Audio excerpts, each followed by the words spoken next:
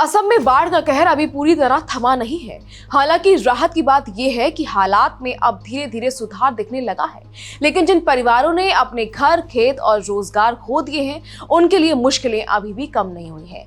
एक तरफ सरकार राहत और बचाव अभियान तेज कर रही है, तो दूसरी तरफ कई सामाजिक संगठन और फिल्म अभिनेता भी जरूरतमंदों की मदद के लिए मैदान में उतर आए हैं। आखिर असम में इस वक्त हालात क्या हैं, कितने लोग अब भी बाढ़ से प्रभावित हैं और राहत का काम कहां तक पहुंचा है, चलिए आपको बताते हैं। असम राज्य आपदा प्रबंधन प्राधिकरण यानी ASDMA की ताजा रिपोर्ट के मुताबिक शनिवार को बाढ़ की स्थिति में हल्का सुधार देखने को मिला है। बाढ़ से प्रभावित लोगों की संख्या घटकर करीब 1,78,000 रह गई है। हालांकि बाढ़ प्रभावित जिलों की संख्या बढ़कर 7 हो गई है। फिलहाल गोलाघाट, शिवसागर, चराइदेव, बाजाली, धेमाजी, सोनितपुर और जोरहाट सबसे ज्यादा प्रभावित जिलों में शामिल है।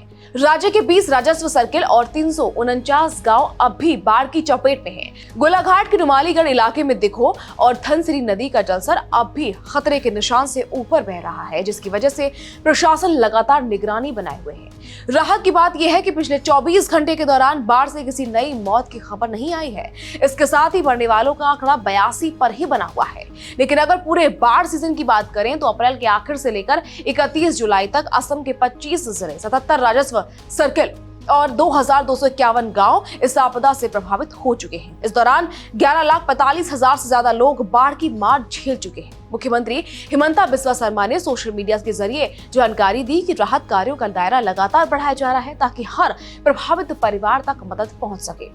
सरकार का कहना है कि फिलहाल राहत, पुनर्वास और सामान्य स्थिति बहाल करना उसकी सबसे बड़ी प्राथमिकता है। राज्य में इस वक्त 44 राहत शिविर चल रहे हैं, जहां करीब 15,000 विस्थापित लोगों को ठहराया गया है। इसके अलावा 17 राहत वितरण केंद्रों के जरिए हजारों लोगों तक खाना, पीने का पानी और दूसरी जरूरी चीजें पहुंचाई जा रही हैं। अगर पूरे बाढ़ सीजन की बात करें तो अब तक 218 राहत शिविरों में 71,000 से ज्यादा लोग रह चुके हैं, जबकि 1,811 राहत वितरण केंद्रों के जरिए लगातार मदद पहुंचाई जा रही है। बाढ़ ने सिर्फ लोगों को बेघर ही नहीं किया, बल्कि भारी संपत्ति का नुकसान भी हुआ है।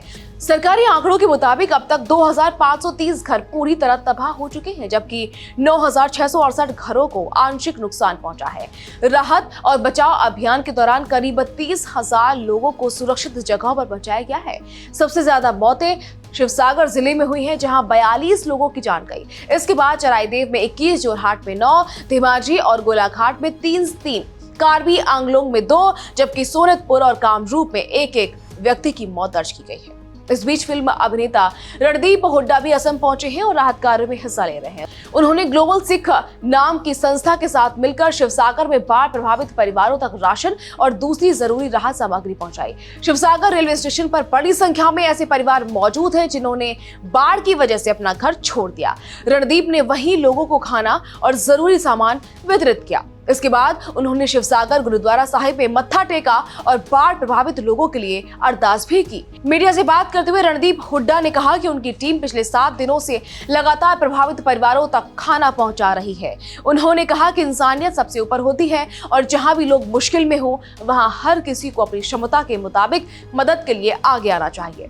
रणदीप ने बताया कि उनकी टीम पहले ही ये पता कर चुकी है कि लोगों को सबसे ज्यादा किस चीज की जरूरत है, इसलिए राहत किट में खाने पीने का सामान, गद्दे, तिरपाल और रोजमर्रा की दूसरी जरूरी चीजें शामिल की जा रही हैं। साथ ही उनकी टीम ऐसे परिवारों की भी तलाश कर रही है जिन तक अभी तक कोई मदद नहीं पहुंची है। कुल मिलाकर राहत कार्य लगातार जारी है और हालात पहले से कुछ बेहतर जरूर हुए हैं, लेकिन असम के हजारों परिवार अब भी सामान्य जिंदगी में लौटने का इंतजार कर रहे हैं। ऐसे में प्रशासन, राहत एजेंसियों और समाज के सहयोग से ही इस बड़ी आपदा से उभरना संभव होगा।